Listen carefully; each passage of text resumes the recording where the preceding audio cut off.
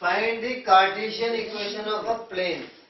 आप vector equation लिखेंगे r dot i plus j plus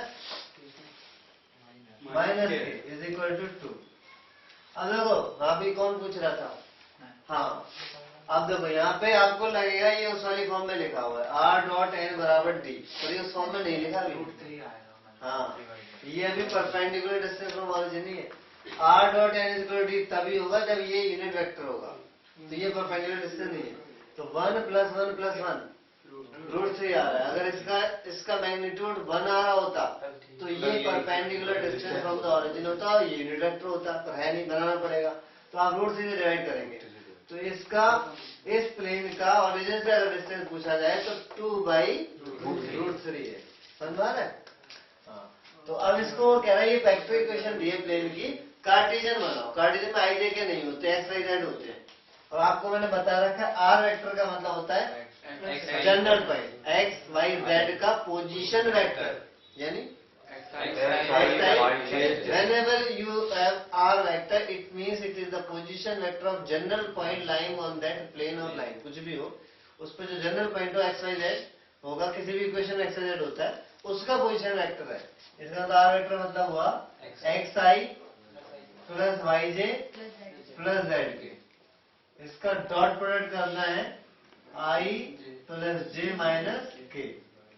तो बताओ कार्टेशियन इक्वेशन क्या बनी? आई से आई करा 1 x plus y minus z बराबर आ गया आंसर। समझ आ गया? कार्टेशियन का मतलब आई जे के फॉर्म हटाओ, एक्स वाई जेड की फॉर्म में लाओ, आ गया। समझ आया नहीं? अब मैं आपको सी पार्ट कराया था सीधा। ये था थर्ड का ए और थर्ड का सी। सी है R dot S minus 2t आई प्लस 3 माइनस टी जे।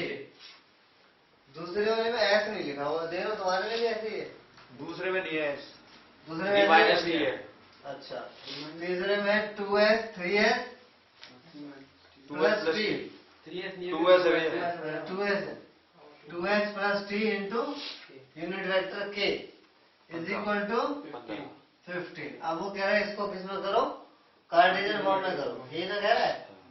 तो कार्टेशियन फॉर्म का मतलब होता है आई जे के वेक्टर हटा दो। वेक्टर नहीं होना चाहिए कहीं, ये खोपड़ी में तीर, ये टोपी वगैरह ये सब नहीं होने चाहिए। तो बहुत आसान है, आर वेक्टर की वैल्यू लिख दो।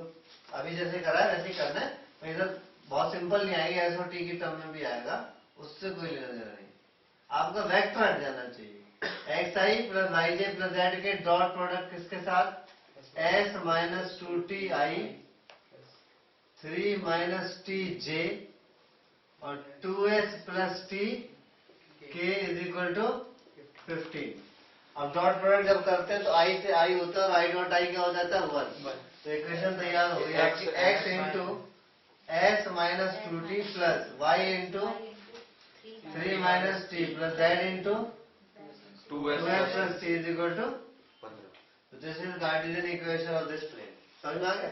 इसमें और कोई सिंपलीफाई हो नहीं सकता।